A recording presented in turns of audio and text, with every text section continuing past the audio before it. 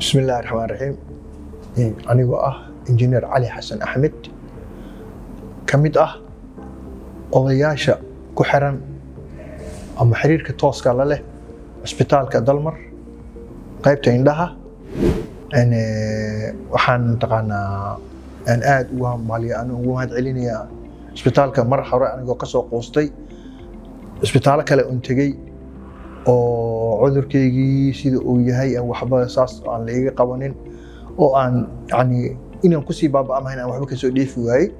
laakiin markii dambe alxamdulillah ilaahay wuxuu igu soo hanuuniyay isu toosiyay inaan imaado isbitaal Dalmar markii horeeto anigoo iska caadi aan xanuun yar iska maleynay oo wax yar oo sida macata farmashiyaasha xataa in la tago oo daawooyinka yar laga qaato ayaan u maleynay ayo waxa la yiri glaucoma ku hayo maadaama glaucoma ku hayeen waa in lagu dadaalaa haddaan lagu dadaalin oo sidii daawada lagu faray haddaad sameyn weysidne adaa u baaba'ayo marka qof la yiri waxaan xasuustaa kelmad oo nin igu yiri maalin wuxuu yiri bistoola gacanta kugu jirto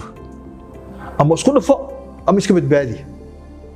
jamcinaha waxa waaye haddii daawada aad u qaadatid sida ay tahay waa badbaadaysaa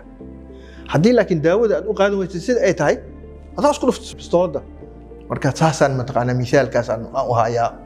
alxamdulillah markii dambena waa dadaalkii isbitaalka iyo dadaalkaygii wixii markii isku daray alxamdulillah waa ku guuleysanay waxaan horta ku qancayba waan aad ugu qancaan kuu sheegaa markii la yiri daawadaana isticmaalaysaa sidaasaan u isticmaalaysaa haddaa ka leexatid adigaa dambiga iskale laakiin haddaad sida ay tahay u isticmaashid waa guuleysanaysaa ana intii aan qaatay sidii aan u isticmaalay alxamdulillah kadibna waxaa ii soo baxay qaliina ii soo baxay waa la qalay waa la hagaajiyey haddeerna alxamdulillah ragga ugu fiicanaan ka mid ahay waxaan aad u jeclahay dadka oo glukoomada ku dhacday oo hadda la xanuunsan inta ay heli karaan inay u tagaan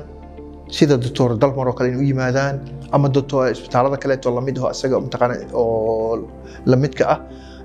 meeshii ay heli karaan markaas si ay u badbaadiyaan indhahooda oo aanay u noqonin dad baaba'o oo meel cid ku dhaco oo hadhow berri mataqaanaa oo dad kale u baahdo in xataa hadduu soconaya qof kale u baahan yahay kaliis ma socon karo qofka meel kale ma tegi karo